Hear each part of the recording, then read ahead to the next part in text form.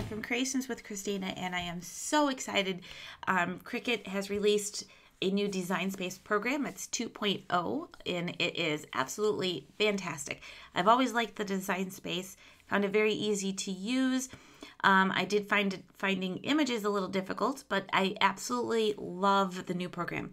So first things first, the images are all larger. This is the Make It Now project page that when you first log into Design Space, that's what shows up.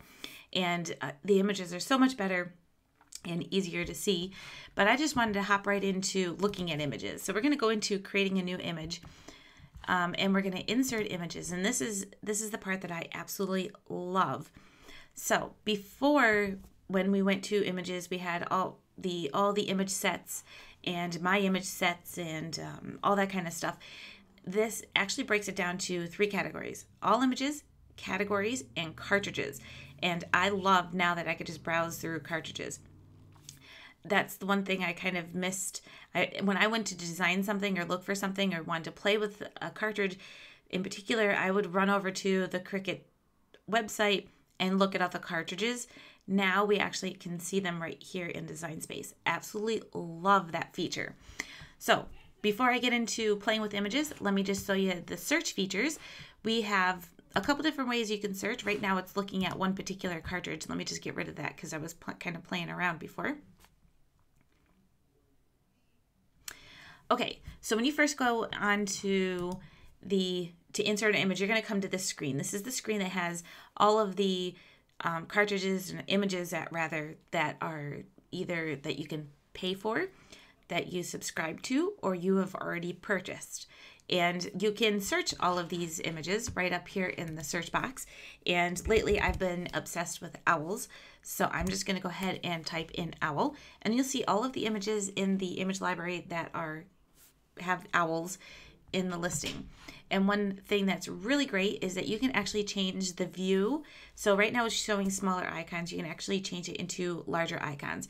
In the upper right hand corner, you can do the smaller icons, which is what it's set at, or you can click this one that has 4 little boxes. It's going to give you larger icons, and you can actually see these images so much better than you did before. And one thing in particular that I like the best is when I'm scrolling through, those little boxes aren't popping up those images that are in that particular thing. That drove me insane in the last one, the last version of Design Space. It doesn't do that anymore. So I always tried to scroll really close to the side here so that none of those little images popped up. But I absolutely love that that doesn't do that. And I can change the size of how I view. So I can view more images at once in a smaller icons, or I can view larger icons, less images. Up to you, whatever you want to do. So let's play with the filters a little bit. There's a couple different filters sections. We have the ownership, we have type, and we have layers. Layers are if it's a single layer or multi-layer. Type is if it's a 3D project. Cards or envelopes. Let me just hit cards and envelopes so you can see it'll pull up anything that has a card and envelope with it. All right, so these are all the owl themed projects that are cards or envelopes that I filtered out with using the filter section of the program.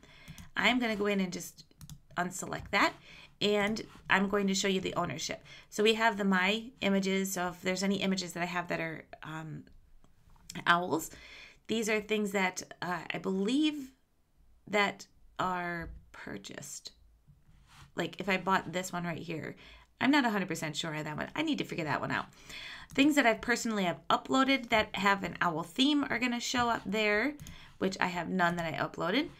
And then you can do free. If there's any free images of owls, right now there is none. And then we have our subscription and our purchased. Now, because I'm a subscriber, it's going to actually show both my subscription and my purchased images, because technically I kind of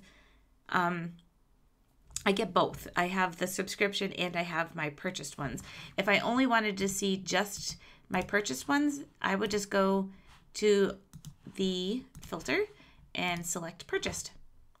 And it's just going to show me the ones that are actually on Cricut cartridges that I personally own. All right, so let's get rid of the little filter there. And we're going to get rid of our search option of owls. And right now it still has this little box right here for purchase.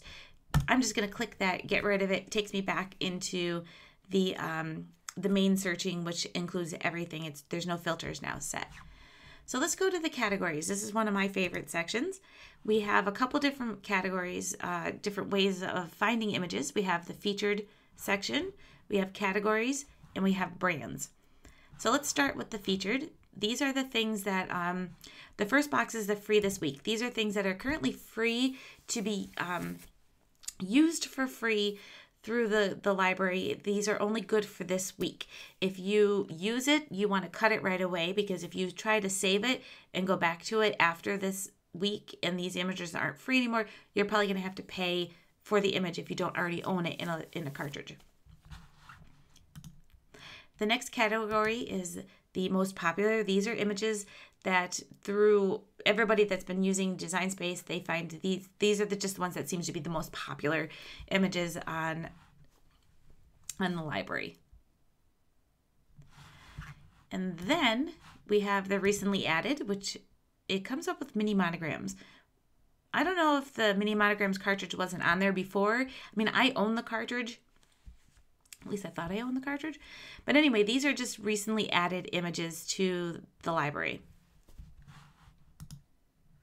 And then we have our categories. Categories, awesome, awesome section. I have a hard time thinking out of the box sometimes if I'm in a rush, especially if I need to make a birthday card. I will think, okay, I need a birthday cake, balloons, a present, and a happy birthday for my sentiment. I never think about the other things that, I could possibly use for birthday themes. So let's just click on the birthday one. And it shows any image that has a birthday theme to it. We have things like, I would never think to use a party hat. I don't know why party hats are not something that I would think about using, but I don't never think about it.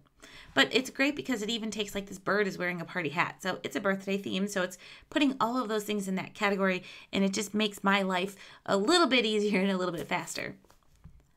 So I absolutely love the categories. And then down at the bottom, underneath the categories, are our brands. These are all people that designed cartridges or designed images for the Cricut library. So let me just click on one of them and you get to kind of see some of these are available for free. Some of these are available for purchase.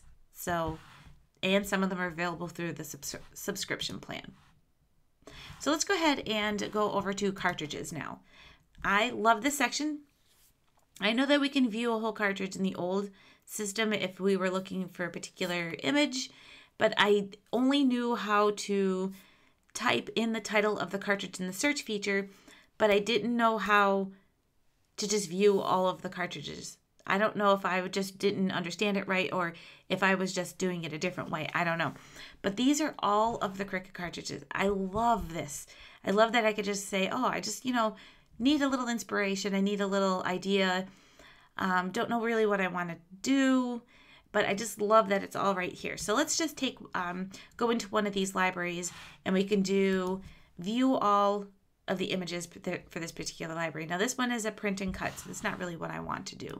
So let me go back into the cartridges and find one that is not a print and cut feature. So let's see.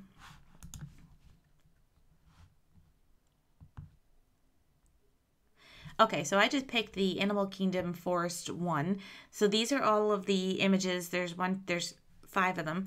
And one thing I didn't show you early on is that if you're just viewing all of the images, this little eye right here, if you click it, it gives you all of the information. So it says it's a bear and it's from the Animal Kingdom cartridge. And if you just click Animal Kingdom, it'll take you to the full cartridge. So that is all of the images on the Animal Kingdom cartridge, which I just find that to be so much easier to play with. So let's select one of these. Let's just pick this alligator head and we're going to click on it. It puts a little check mark in the corner, shows the image down at the bottom here. And we're going to go ahead and insert the image. I just wanted to show you quickly some of the little features that it's not a big changes on this part, but they're good changes, the ones that they did make. So as usual, we can click and drag, and we can change our image by dragging the corner with the double arrows to make it larger and smaller. And then over on the right here, before you used to have to click on each of the options to get the little panel to open, now they're all right here. They're always set right here so we can see them. So we have our layers, we have our edit, we have our sync, and we have our canvas. So we're going to just keep it on layers right now. And these 4 little corners, let's go over each of this. This is the delete key. We're just going to hit undo and it brings it back. So that little red box deletes your image. This one is your rotate. So we're just going to, you can flip it upside down. You could do whatever you want with it. We have our, like I showed you before, our section in the corner for stretching out our image. Now this is another thing that's new. This is a lock. This lock actually works just like our edit tab on the right. So if we unlock that, we now have this little section right here turned to 4, and we can actually stretch to make the height different. We can make the width different, or we could take it back and it keeps it proportionate. It's just like if we wanted to change this over here so that the height was 4 inches and the width was 7, it would just go ahead and change, but you have to use the lock. If we wanted to keep the width to be 8 inches, it would automatically make the height proportion to the image. So that lock, actually having it locked, means it's keeping it proportioned. So whatever you decide, if you want to do the width to be 8 inches or you want the height to be, let's change this to 6. And you'll see that the width then changes to 10.5. It keeps it proportionate. If you unlock this, you can customize that you want this to be 5 and you want your gator to be 7. It will allow you to make that custom a little bit easier. But then if you have this unlocked over here, you can actually drag it this way. All right, so let's go into the cutting page. So we're just going to hit go as if we're ready to cut. One thing that I find very helpful is I can now click on each of these, and I can actually set my images where I want them to cut on my mat before I even hit the go button. So that's really nice. It has these little toggles on the right and the left so that you can toggle back and forth between the different layers if you want to. And that is very much like the new, there's a new iPad app called for the Cricut Design Space. So you can actually now design on your Design Space on your iPad, and it keeps everything, and it's available now through the cloud. So wherever you're working, you could work on your iPad, and then you could open it up on your computer, which I think is great because I sometimes take my iPad with me on the go if I'm waiting at the orthodontist office, or if I'm waiting for on a break at work or at lunch, I can play. So if I feel inspired to do something, then I can go ahead and do that. So eventually I will do a video on how to use the iPad app version of the Cricut Design Space 2.0. But right now we're just going to kind of keep playing with the newer version of the desktop version. So that pretty much finishes off my tutorial. I hope you guys found this helpful. If you have any questions about the new program, I will try to help. I think I covered everything. I might have missed something. Again, this has only been out for a day, but I'm in love with it already. Super happy. And yeah, so if you liked today's video, don't forget to give it a thumbs up down below. And if you are new to my channel, subscribe so you can be updated for more videos. Thanks everybody for watching, and I'll catch you on the next video.